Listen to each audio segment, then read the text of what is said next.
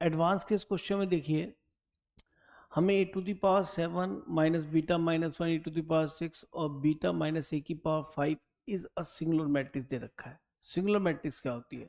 सभी जानते हैं, वो मैट्रिक्स जिसका determinant value 0, that is called singular matrix.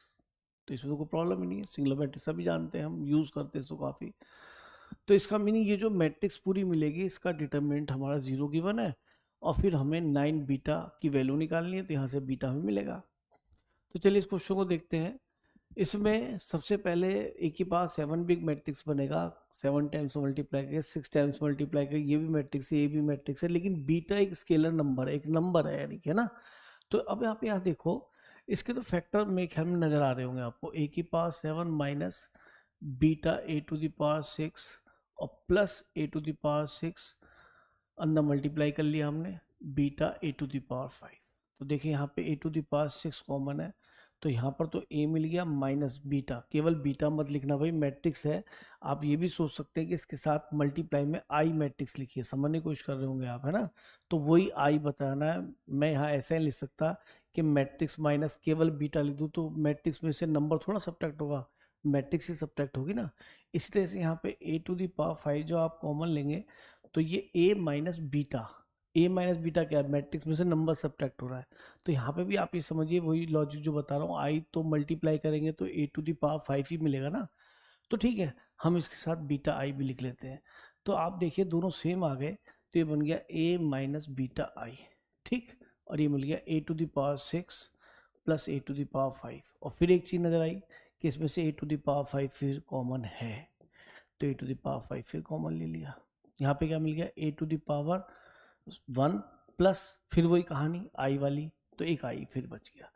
तो जो गिवन हमारा ये था मैट्रिसेस का एडिशन सब्ट्रैक्शन, ये हमारा इस तरह से प्रोडक्ट में आ गया, ठीक है।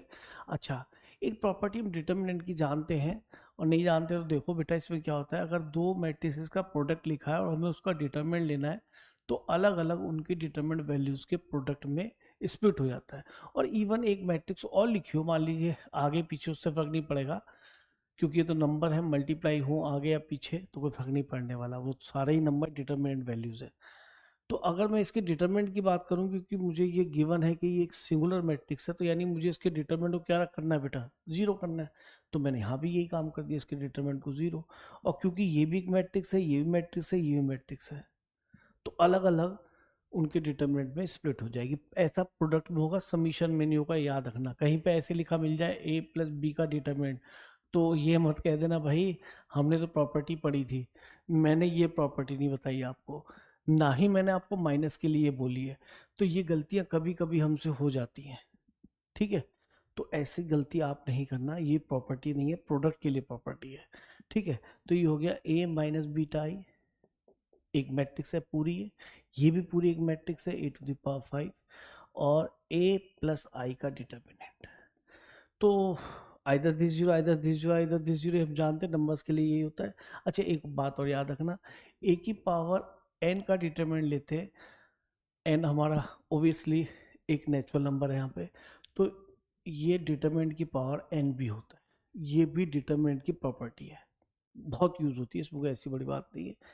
तो अब मैं यहाँ से स्टार्ट हुआ, मैंने कहा यार इसका मतलब ये डिटरमिनेंट ए की पावर 5, मैंने ए की तरफ देखा, और जब मैंने ए का डिटरमिनेंट निकालना चाहा, तो मैंने पाया कि हम फर्स्ट रो से एक्सपेंड कर लेते हैं। यहाँ से एक्सपेंड किया तो यहाँ बीटा, ये क्या मिलेगा -2 और ये +2। अच्छा, जीरो की तरफ से क्या ओपन करना, फिर +1 और इसका कोफैक्टर मिलेगा आपको 2 और -3। तो ये तो नंबर 0 हो गया और ये -1 आ गया, तो डिटर्मिनेंट ऑफ ए इज -1। तो सर ये तो 0 हो नहीं सकता, ठीक है, हमने इसको हटा दिया, 0 नहीं हो सकता, यानी इसकी वजह से प्रोडक्ट 0 नहीं बनेगा।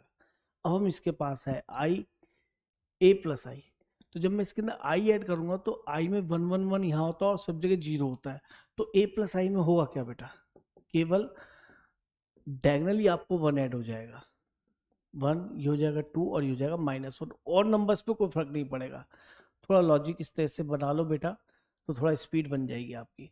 अब मैं फिर इसके डिटरमिनेंट की बात करता हूँ, फिर चेक करा, तो जब बीटा +1 लिखा, फर्स्ट रो से ओपन कर रहा हूँ बेटा, ये आ गया -2 और ये +2, तो बीटा तो गया खत्म, जीरो के आगे लिखना क्या इसका कोफैक्टर, फिर +1 के साथ क्या मिलेगा आपको 2 माइनस 6, ठीक है। तो ये हमारा कितना मिल गया 2 - 6 से -4 आ गया, तो that is also known zero, यानी इसकी वजह से भी जीरो नहीं है, यानी इस डिटरमिनेंट की वैल्यू इसी की वजह से जीरो होगी। तो a माइनस बीटा आई निकालना है, तो a माइनस बीटा आई क्या होगा, आई को बीटा से मल्टीप्लाई करना है, यानी कि डायंगल में से आपको बीटा सब्ट्रैक्ट करना है, ठीक है। तो यहाँ पे जीरो मिलेगा, यहाँ पे 1 माइनस बीटा मिलेगा, और यहाँ पे -2 माइनस बीटा मिलेगा, और फिर इसके अंदर सब जगह आई में जीरो जीरो होगा, क्योंकि बीटा का टाइम्स भी करेंगे, मेरी बात को मतलब समझ रहे हैं, जो बीटा आई मिलेगा वो यही तो मिलेगा हमारा, यही तो 1 थे, यहाँ बीटा से मल्टीप्लाई हो गया, तो सभी डायंगल में से आपने बीटा सब्ट्रैक्ट कर दिया, देखो दिख रहा होगा, और सब जगह तो जीरो ही है, सब्ट्रैक्ट को ऐड करो कोई फर्क नहीं पड़ेगा, तो यानी ये नंबर्स तुम्हें ऐसे ही नजर आने वाले हैं 2 3 और 1, ये हमारी वैल्यू आ गई बेटा इसकी a माइनस बीटा आई की, और मुझे इसके डिटर्मिनेंट को क्या करना है, जीरो करना है, ये हमें किसकी वैल्यू प्रोवाइड करेगा, बीटा की, और फिर हमें 9 बीटा निकालना है। तो ठीक है भाई, ये तो बढ़िया हो गया, फर्स्ट रो से एक्सपेंड करो, दो इसमें जीरो है, तो ये तुम्हारा रिजल्ट मिल गया 2 minus 3 into 1 minus beta equal to zero, तो ये हो गया 2 minus 3 plus 3 beta equal to zero, तो इससे बीटा की वैल्यू हमें शायद 1/3 नजर आ रही है, ठीक है, -1 आएगा उधर जाके +1, तो 9 बीटा कितना मिल जाएगा 9 इंटू 1/3, तो हमारा रिजल्ट यहाँ पे 3 आ गया। तो एक छोटा सा कंसेप्ट जो हमारे 12th में यूज होता है सिंगुलर मैट्रिक्स का, मतलब कि डिटरमिनेंट इक्वल टू जीरो, या नॉन सिंगुलर के लिए determinant not equal to zero, और उसके बाद फैक्टर कर रहे हैं, और इस तरह से हम काफ़ी फैक्टर्स करते हैं, आई लिखने का ध्यान रखना, ये गलती नहीं होनी चाहिए हमसे, और ये कंसेप्ट आप आगे भी और क्वेश्चंस में यूज़ कर पाएंगे, इसलिए इस क्वेश्चन को जरूर देख के जाएं आने वाले पेपर के लिए भी।